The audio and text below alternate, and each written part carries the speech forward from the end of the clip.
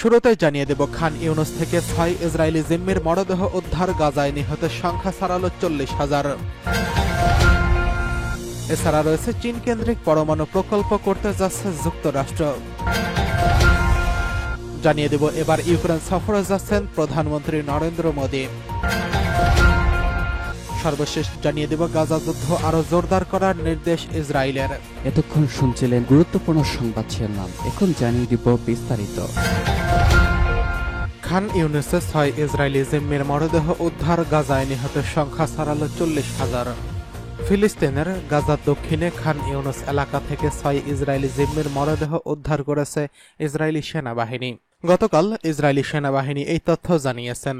ইসরায়েলের অভ্যন্তরীণ গোয়েন্দা সংস্থা শিন বেতের সঙ্গে যৌথ অভিযান চালিয়ে এই মরদেহগুলো উদ্ধার করা হয়। ফরেনসিক পরীক্ষা নিরীক্ষা শেষে তাদের স্বজনদের এই বিষয়ে অবহিত করা হয়েছে। জিম্মি ও নিখোঁজ ব্যক্তিদের পরিবারের সদস্যদের নিয়ে গঠিত একটি ফোরামের বিবৃতিতে বলেছে, গাজায় আটক থাকা অন্যান্য জিম্মিদের চুক্তির মাধ্যমে ফিরিয়ে আনার চেষ্টা করা উচিত। এদিকে ইসরায়েলের হামলা গাজায় অব্যাহত রয়েছে। গত ২৪ ঘণ্টায় ইসরায়েলি হামলায় আরও ৩৪ ফিলিস্তিনি নিহত হয়েছেন, যার ফলে ১০ মাস ধরে চলমান এই সংঘাতে নিহত ফিলিস্তিনির সংখ্যা ৪০,১৭৩ জনে পৌঁছেছে। এদিকে চীন কেন্দ্রিক পরমাণু প্রকল্প করছে যুক্তরাষ্ট্র। বিশ্বের দুই পরাশক্তি চীন ও আমেরিকা। বাণিজ্যিক প্রতিযোগিতার সঙ্গে সঙ্গে পাল্লা দিয়ে বাড়ছে দেশ দুটির অস্ত্র প্রতিযোগিতাও। সম্প্রতি পরমাণু ক্ষমতা বাড়ানোর দিকে মন দিচ্ছে চীন। সে কথা মাথায় রেখে চীনকে ঠেকাতে বিশেষ পরমাণু প্রকল্প সই করেছে মার্কিন প্রেসিডেন্ট জো বাইডেন। মঙ্গলবার এই বিষয়ে নিউ ইয়র্ক টাইমস এক রিপোর্ট প্রকাশ করেছে। তাতে বলা হয়েছে, গত মার্চ মাসে একটি অতি গোপন নথিতে সই করেছে মার্কিন প্রেসিডেন্ট জো বাইডেন। চীন কেন্দ্রিক পরমাণু প্রকল্পের কথা বলা আছে সেই নথিতে। শুধু চীন নয়, উত্তর কোরিয়া ও রাশিয়ার কথাও মাথায় রাখা হয়েছে ওই নথিতে। বলা হয়েছে, ওই দুই দেশ থেকেও যুক্তরাষ্ট্রের দিকে পরমাণু আক্রমণ হতে পারে। তা প্রতিহত করার জন্যই এই নতুন প্রকল্প। নিউ ইয়র্ক টাইমসের দাবি, গত মার্চ মাসে ওই নথিতে সই হয়ে গেলেও এখন পর্যন্ত হোয়াইট হাউস ওই নথি জনসম্মুখে আনেননি, কোনো ঘোষণাও দেওয়া হয়নি। তবে ২০২৫ সালে বাইডেন অফিস ছাড়ার আগে তা কংগ্রেসকে জানানো হয়। নিউ ইয়র্ক টাইমসের রিপোর্ট মানতে চায়নি মার্কিন কর্মকর্তারা। আমেরিকার অস্ত্র বিষয়ক অ্যাসোসিয়েশন জানিয়েছে, ২০২২ সালে দেশের পরমাণু পরিকল্পনা নিয়ে বাইডেন সরকার যে অবস্থান ঘোষণা করছিলেন তা বদলে গেছে বলে তারা মনে করছেন। আমেরিকার পরমাণু অবস্থা বরাবরই রাশিয়া কেন্দ্রিক ছিল, এখনও তার পরিবর্তন হয়নি বলে মনে করছেন তারা। হোয়াইট হাউসের মুখপাত্র শিয়ান নির্দিষ্ট করে নিউ ইয়র্ক টাইমসের প্রতিবেদন নিয়ে প্রশ্ন করা হয়। তিনি জানান, গত ৪টি সরকারের মতো এই সরকারও একটি পরমাণু গাইডেন্স এবং এমপ্লয়মেন্ট বিষয়ক নথি প্রকাশ করেছে। এটি নতুন কিছু নয়। তিনি বলেন, পুরো নথি প্রকাশ হয়নি, কারণ কিছু অংশ গোপন রাখা হয়েছে, তবে তা বাইরে বেরিয়ে গেছে। কিন্তু সেখানে নির্দিষ্ট কোনো দেশের নাম বা প্রসঙ্গ বলা হয়নি। সার্বিক রূপরেখার কথা বলা হয়েছে। ডয়চে ভেলের তথ্য মতে, কর্মকর্তারা যাই বলুন, চীন নিয়ে যে আমেরিকা চিন্তিত তা এক কথায় মেনে নিচ্ছেন সমস্ত বিশেষজ্ঞ। অস্ত্র বিষয়ক সংগঠনের এক্সিকিউটিভ ডিরেক্টর ড্যারিল কিম্বল বলেছেন, আমেরিকার ধারণা গত কয়েক বছরে চীন পরমাণু অস্ত্রের সংখ্যা বাড়িয়েছে। ২০৩০ সালের মধ্যে তারা ৫০০ থেকে ১,০০০-এ নিয়ে যাবে।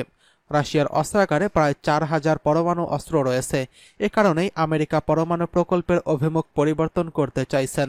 মার্কিন প্রতিরক্ষা মন্ত্রণালয় ইতিমধ্যেই একটি রিপোর্টে স্পষ্ট করেছেন যে ২০৩৫ সাল পর্যন্ত চীন তাদের সামরিক শক্তি বাড়াবে। রাশিয়ার সঙ্গে তারা আরও বেশি সমন্বয় তৈরি করবে।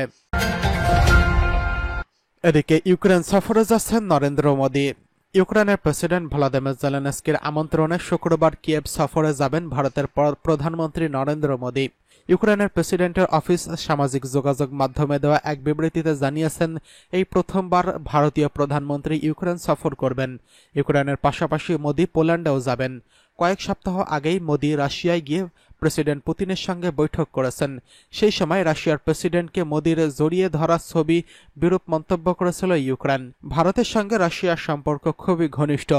ইউক্রেন সংঘাত শুরু হওয়ার পর থেকে ভারত আনুষ্ঠানিকভাবে একবারের জন্যও রাশিয়ার নিন্দা করেনি। তারা বরাবর আলোচনার মাধ্যমে সমস্যা সমাধানের কথা বলে আসছে। রাশিয়া যে শুধু ভারতের অন্যতম বড় অস্ত্র সরবরাহকারী তাই নয়, সংঘাত শুরু হওয়ার পর থেকে তারা দিল্লিকে কম দামে অপরিশোধিত তেল সরবরাহ করে আসছে। তবে একটা বিষয় নিয়ে দিল্লি ও মস্কোর মধ্যে কিছুটা উত্তেজনা দেখা দিয়েছিল, আর সেটা রাশিয়ার সামরিক বাহিনীতে সাহায্যকারী চাকরি করতে যাওয়া ভারতীয় যুদ্ধক্ষেত্রে পাঠিয়ে দেওয়া নিয়ে। দিল্লির অনুরোধ ছিল মস্কো যেন তাদের ভারতে পাঠিয়ে দেয়। অন্ততপক্ষে 5 জন ভারতীয় সংঘাতে মৃত্যুবরণ করেছেন। মোদির এই সফর এমন একটা সময় হবে যখন ইউক্রেন কুরস্কে রাশিয়ার সীমান্তে ঢুকে কিছুটা জায়গা দখল করে নিয়েছে। ডয়চে ভেলে জানিয়েছে, ইউক্রেনের প্রেসিডেন্ট ভলোদিমির জেলেনস্কি বলেছেন, ইউক্রেনের সেনা এখন কুরস্কে 92টি বসতি নিয়ন্ত্রণে নিয়েছে।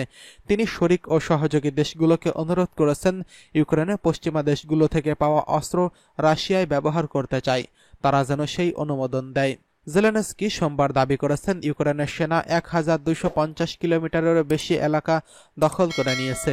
92টি বসতি এলাকা এখন তাদের নিয়ন্ত্রণে রয়েছে। এদিকে গাজা যুদ্ধ আরও জোরদার করার নির্দেশ দিচ্ছে ইসরায়েল।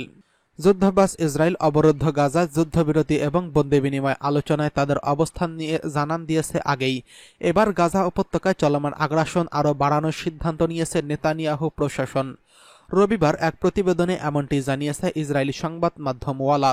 নাম প্রকাশে অনিচ্ছুক রাজনৈতিক সূত্রের বরাত দিয়ে ওয়ালা জানিয়েছে, যুদ্ধবিরতির আলোচনায় ইসরায়েলের অবস্থানকে শক্তিশালী করার জন্য দেশটির নিরাপত্তা বিষয়ক মন্ত্রিসভা সম্প্রতি সামরিক বাহিনীকে গাজায় তাদের অভিযান জোরদার করার নির্দেশ দিয়েছেন। ইসরায়েলি সংবাদ মাধ্যমটির মতে, এই পদক্ষেপটি মার্কিন পররাষ্ট্রমন্ত্রী অ্যান্টনি ব্লিংকেনের ইসরায়েল সফরের সঙ্গে মিলে যায়। ইসরায়েলি নিরাপত্তার কর্মকর্তারা আশা করেন যে তিনি হামাসের সঙ্গে একটি চুক্তিতে পৌঁছানোর জন্য তেল আবিবের উপর উল্লেখযোগ্য চাপ সৃষ্টি করবেন। গত কয়েক মাস ধরে যুক্তরাষ্ট্র, কাতার ও মিশর গাজায় যুদ্ধবিরতি এবং বন্দি বিনিময় নিশ্চিত করতে গাজায় মানবিক সহায়তা প্রবেশের অনুমতি দেওয়ার জন্য ইসরায়েল ও হামাসের মধ্যে একটি চুক্তিতে পৌঁছানোর চেষ্টা করছে।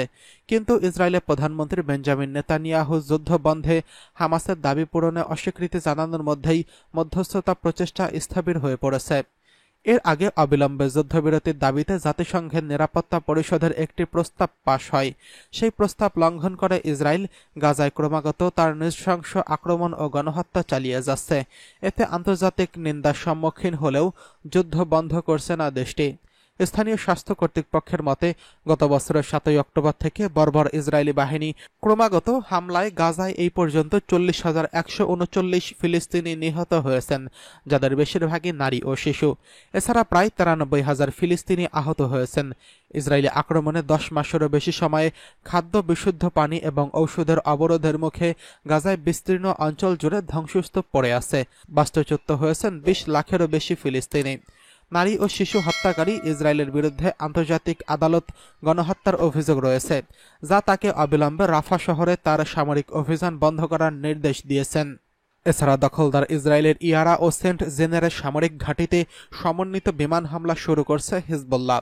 এক ঝাঁক একমুখী ড্রোনের মাধ্যমে পরিচালিত এই আক্রমণটি ইসরায়েলি সেনা সমাবেশ পয়েন্টগুলোকে লক্ষ্য করেই চালানো হয়েছে, যাতে বেশ কিছু হতাহতের ঘটনা ঘটেছে। লেবাননের সশস্ত্র গোষ্ঠীটি সোমবার এক বিবৃতিতে এসব তথ্য জানিয়েছেন।